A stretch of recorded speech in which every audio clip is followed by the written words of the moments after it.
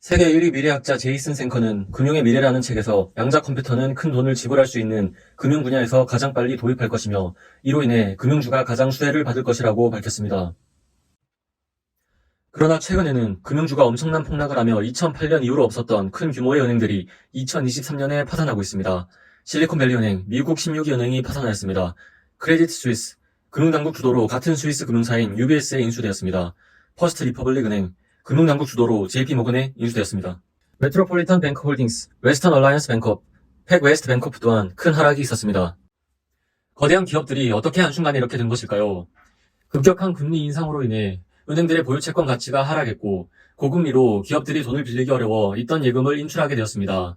자금 조달을 위해 은행은 팔기 전까지 평가 손실일 뿐인 채권을 팔 수밖에 없었습니다.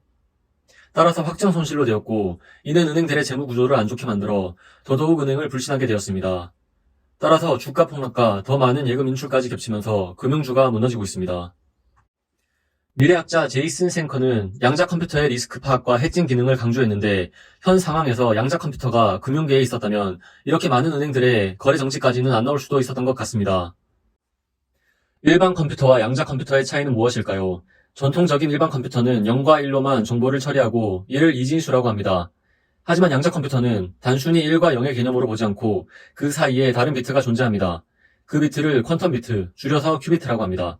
이를 통해 켜짐, 꺼짐 두 개로 나누어지는 대신 동시에 둘 다 꺼짐, 동시에 켜짐이 가능해진 겁니다. 양자역학적으로는 정보의 상태는 0과 1 두 가지만 존재하는 것이 아닙니다.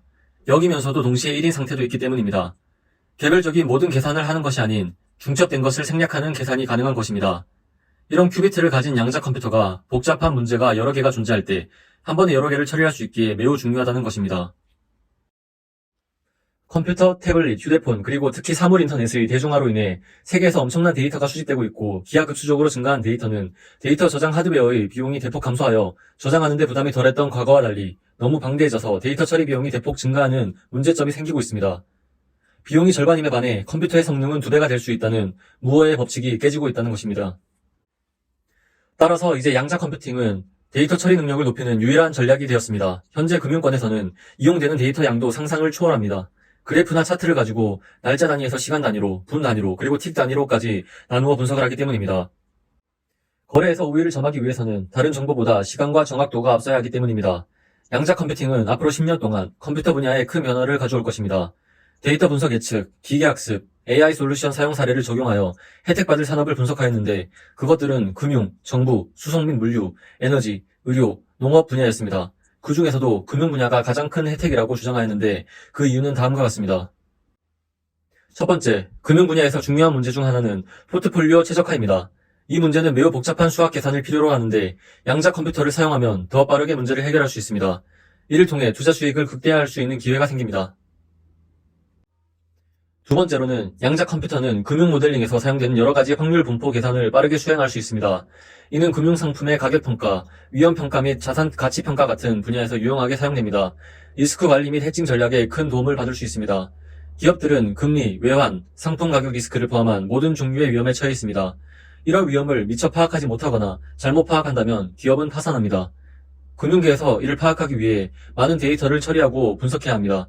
이를 위해 병렬 처리와 차원 축소 같은 기술이 필요합니다.